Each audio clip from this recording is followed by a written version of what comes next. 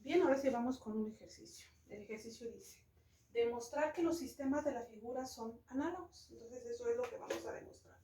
Ya tenemos aquí nuestra figura, un sistema mecánico de traslación. Ya tenemos aquí nuestra expresión, la expresión clásica, la que hemos estado manejando. Ahora nos piden que demostremos que estos dos sistemas son análogos precisamente. Entonces tenemos que llegar a una expresión análoga a esta que tenemos aquí. ¿Qué es lo que vamos a hacer con este circuito?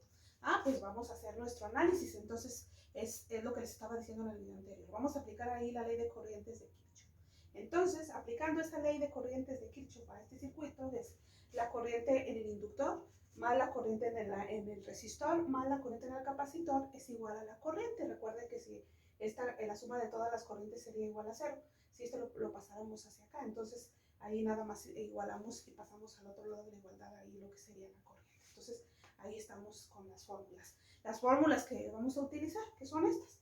La corriente del inductor, ya saben, esta es su expresión, 1 sobre el inductor, integral del voltaje con su respectivo diferencial de T. La corriente en el resistor, utilizando la ley de Ohm, voltaje entre resistencia, y la corriente en el capacitor es el valor de ese capacitor por la derivada del voltaje con su respectiva, entre la respectiva diferencial de T. Entonces, ¿qué es lo que vamos a hacer? Pues vamos a expresar aquí la corriente del inductor, la corriente en el resistor, la corriente en el capacitor es igual a la corriente.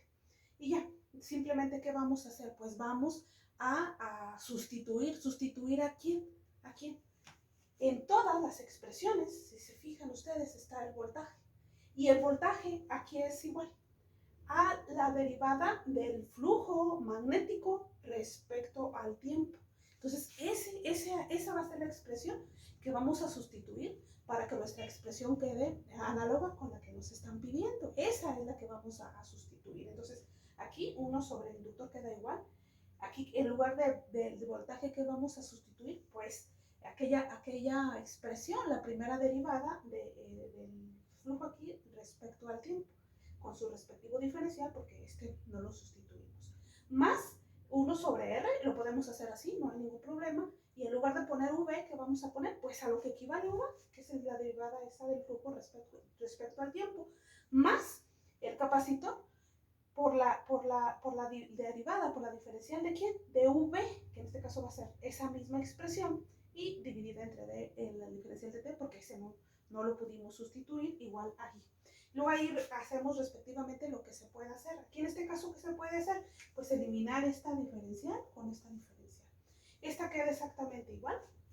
Esta D diferencial por esta, ¿qué podemos hacer? Esto, multiplicarlas. ¿Y cuánto nos queda? Al cuadrado. Esta queda exactamente igual. Y esta, al hacer ahí la ley de la tortilla, extremos por extremos y medios por medios, ¿cómo queda? También D diferencial de T al cuadrado. Igual ahí. Entonces, ahí ya quedan nuestras expresiones. Si ustedes se fijan, ¿qué es lo único que nos hace falta en esa última expresión? Integrar esto. Pero ¿cuál es la derivada ahí? Tenemos aquí la expresión, la diferencial respecto ahí a esa variable. Entonces, ¿cuál es la integral, por ejemplo, de dx o de dy o de dz o de cualquier variable? Pues precisamente esa variable. Entonces, ¿cómo nos quedaría esta integral? Pues nos quedaría así. 1 sobre L por esa variable. Entonces, eso es lo que vamos a sustituir y así nos queda. Entonces, ya reacomodando nuestra expresión, ¿cómo quedaría? De esta manera. El valor del capacitor por la segunda derivada ahí del flujo respecto al tiempo, que aquí me hizo falta el cuadrado. Más 1 sobre la resistencia del recíproco precisamente por la primera derivada de esa variable precisamente respecto al tiempo. Más esa misma variable entre el valor del inductor, que es igual ahí.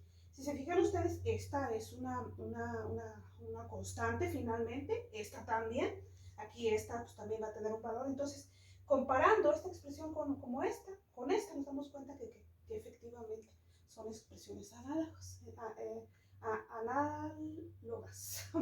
Y lo demostramos. Entonces, esta es la manera de hacerlo. Esta es la manera de obtener esas analogías entre sistemas eléctricos y sistemas mecánicos.